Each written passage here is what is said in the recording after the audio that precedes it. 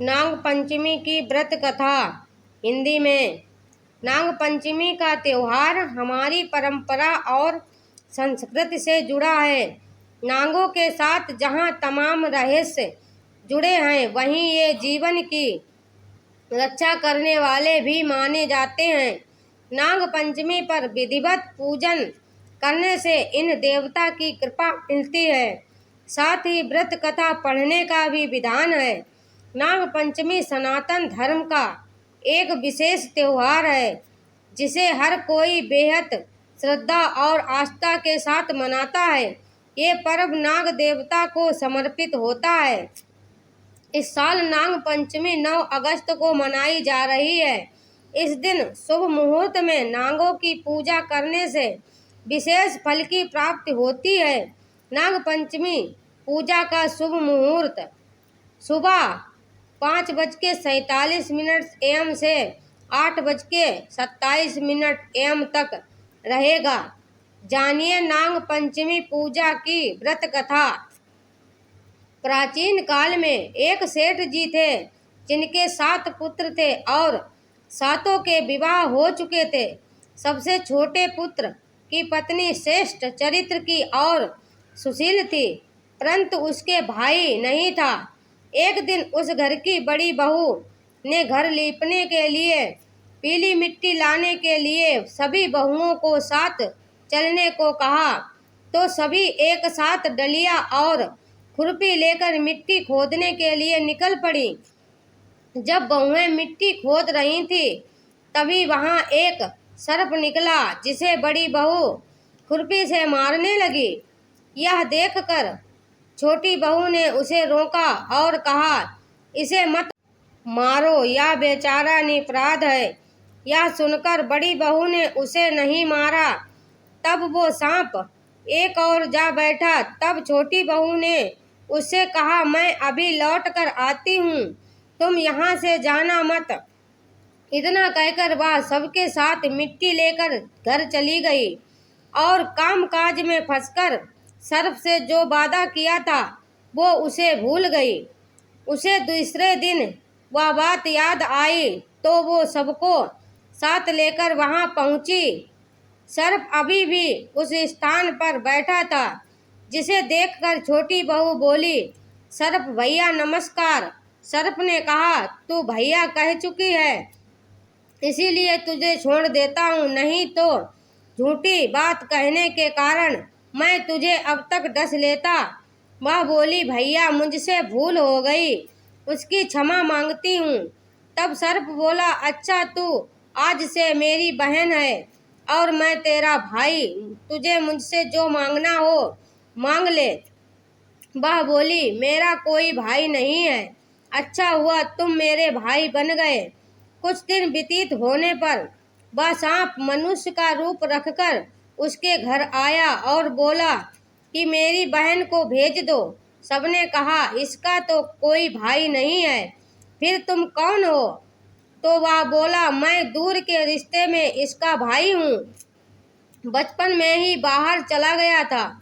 उसके विश्वास दिलाने पर परिवार के लोगों ने छोटी को उसके साथ भेज दिया।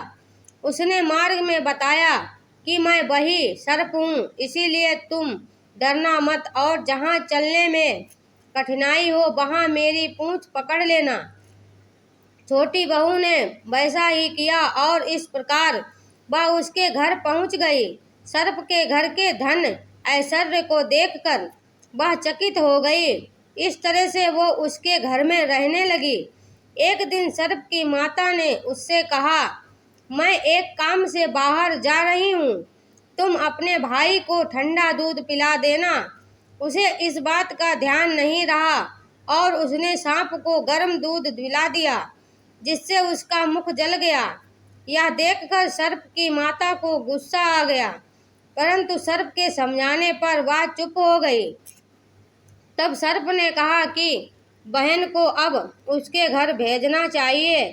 तब सर्प और उसके पिता ने उसे बहुत सा सोना चांदी जवाहरात वस्त्र भूषण आदि देकर घर पहुंचा दिया। इतना ढेर सारा धन देखकर बड़ी बहू उससे जलने लगी और कहने लगी, तेरा भाई तो बड़ा धनवान है, तुझे तो उससे और भी धन लाना चाहिए। सर्प ने जब ये वचन सुना तो उसने सब वस्तुएं सोने की लाकर दे दी। यह देखकर बड़ी बहू ने कहा, इन वस्तुओं को झाड़ने की झाड़ू भी सोने की होनी चाहिए। तब सर्प ने झाड़ू भी सोने की लाकर दे दी।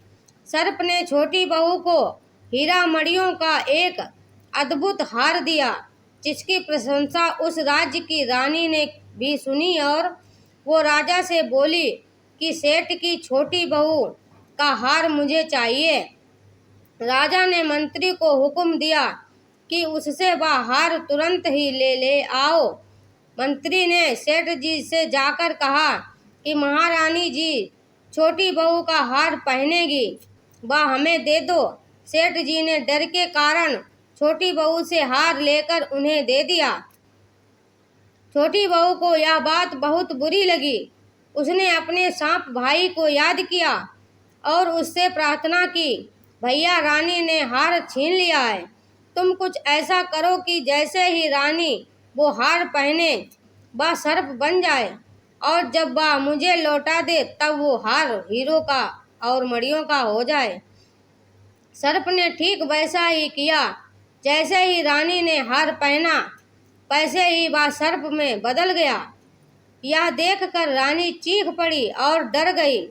यह देखकर राजा ने सेठ के पास खबर भेजी कि छोटी बहू को तुरंत भेजो। सेठ जी स्वयं छोटी बहू को लेकर राजा के दरबार में उपस्थित हुए। राजा ने छोटी बहू से पूछा, तुमने क्या जादू किया है? मैं तुझे दंड दूंगा। छोटी बहू बोली, राजन दृष्टा क्षमा कीजिए, ये हार ही ऐसा है कि मेरे गले में हीरो और मणियों का रहता है और अगर इसे कोई और पहनता है तो ये उसके गले में सर्प बन जाता है। यह सुनकर राजा ने वह सर्प बना हार उसे देकर कहा, अभी पहनकर दिखाओ। छोटी बहू ने जैसे ही उसे पहना वैसे ही हीरो और मणियों का हो गया। यह देखकर राजा ने प्रसन्न होकर उसे बहुत सी मुद्राएं भी पुरस्कार में दी। छोटी वह अपने हार और इन मुद्राओं के सहित घर लौट आई। उसके धन को देखकर बड़ी बहू ने ईर्ष्या के कारण उसके पति को सिखाया कि छोटी बहू के पास कहीं से धन आया है। यह सुनकर उसके पति ने अपनी पत्नी को बुलाया और कहा कि ठीक ठीक बता दे धन कहाँ से आया है। तब वह स्त्री फिर से अपने सर्प भाई को याद करने लगी। तब उसी समय सर्प ने प्रकट होकर कहा, यदि मेरी धर्म बहन के आचरण पर किसी ने संदेह प्रकट किया तो मैं उसे खा लूंगा। यह सुनकर छोटी बहू का पति बहुत प्रसन्न हुआ और उसने सर्प देवता का सत्कार किया। कहते हैं उसी दिन से नाग पंचमी का त्योहार मनाया जाता है और स्त्रियां सांप को भाई मानकर उसकी पूजा करने लगी। नाग पंचमी की कहानी 2। नाग पंचमी की पौराणिक कथा के अनुसार पांडवों के अर्जुन के पौत्र और राजा परीक्षित के पुत्र जन्मेजय ने नागों से बदला लेने और उनके वंश के विनाश के लिए एक यज्ञ किया। वह नागों से अपने पिता राजा परीक्षित की मृत्यु तक्षक नामक सांप के काटने की वजह से होने का बदला लेना चाहता था। उनके इस यज्ञ को ऋषि जरत्कारु के पुत्र आस्तिक मुनि ने रोका था और नागों की रक्षा की थी। यह तिथि सावन की पंचमी मानी जाती है। सांपों को शीतलता देने के लिए उन्होंने उनके शरीर पर दूध की धार डाली थी। तब नागों ने आस्तिक मुनि से कहा कि पंचमी को भी जो भी उनकी पूजा करेगा उसे कभी भी नाग दंश का भय नहीं रहेगा। तभी से श्रावण मास की शुक्ल पक्ष की पंचमी तिथि को नाग पंचमी मनाई जाती है। नाग पंचमी की पूजा कैसे करें?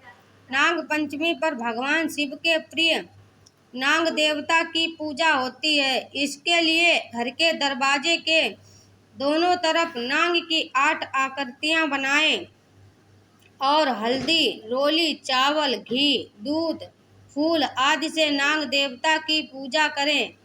नाग पंचमी का भोग एक दिन पहले तैयार किया जाता है। मंदिरों या शिवालयों में इस दिन तांबे के नाग की पूजा होती है। पूजन में नाग पंचमी व्रत कथा के नाग देवता को प्रसन्न करने के लिए आरती की जाती है।